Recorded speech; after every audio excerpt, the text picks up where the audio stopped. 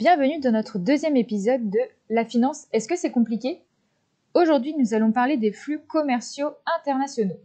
Dans un premier temps, nous allons parler des enjeux commerciaux internationaux et par la suite, nous allons voir les facteurs affectant ces flux.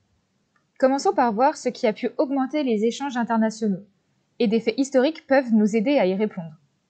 On peut citer la chute du mur de Berlin qui a permis de rassembler l'Europe, ou encore l'acte unique européen. Avec ce dernier, les règles sont devenues plus homogènes et beaucoup de taxes ont été enlevées pour simplifier les exportations. Cela a permis un meilleur approvisionnement auprès des entreprises européennes. On peut également parler de NAFTA, North American Free Trade Agreement. Cet accord a permis la diminution de barrières tarifaires entre les USA et Mexico. Cela a permis aux Américains d'avoir accès à une main-d'œuvre beaucoup moins chère. Bien que les flux commerciaux internationaux aient augmenté au cours des années, certaines frictions commerciales existent encore. Certains pays ont encore des restrictions sur certains produits pour protéger leurs entreprises locales. En effet, l'arrivée de nouveaux concurrents pourrait mettre en danger les structures plus petites qui n'ont pas les moyens d'égaler des entreprises plus importantes sur un même marché. On peut également citer le libre-échange, qui est une politique gouvernementale qui n'impose pas de tarifs, de taxes, de quotas sur les exportations.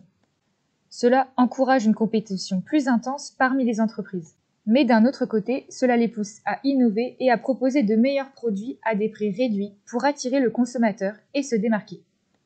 Certains gouvernements peuvent aussi imposer des tarifs plus élevés sur l'importation, qui limitent donc les consommateurs.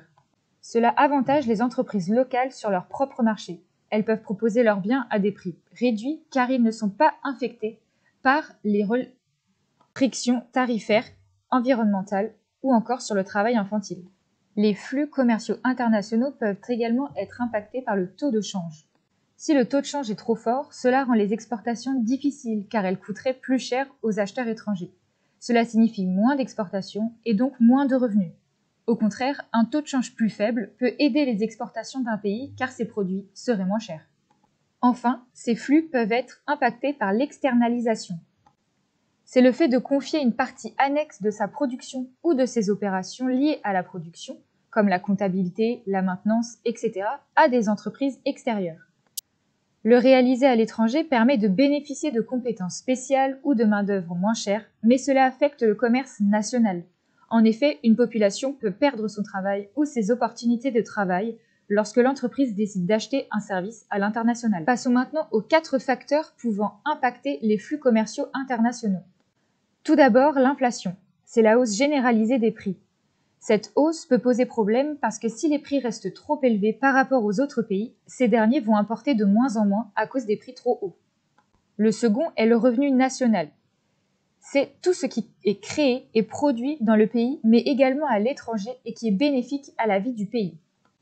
Ainsi, si le revenu national augmente, alors les échanges commerciaux internationaux vont diminuer et notamment les exportations. Au contraire, si le revenu national diminue, alors les échanges commerciaux, comme son compte courant, va augmenter et par conséquent, cela va diminuer les importations.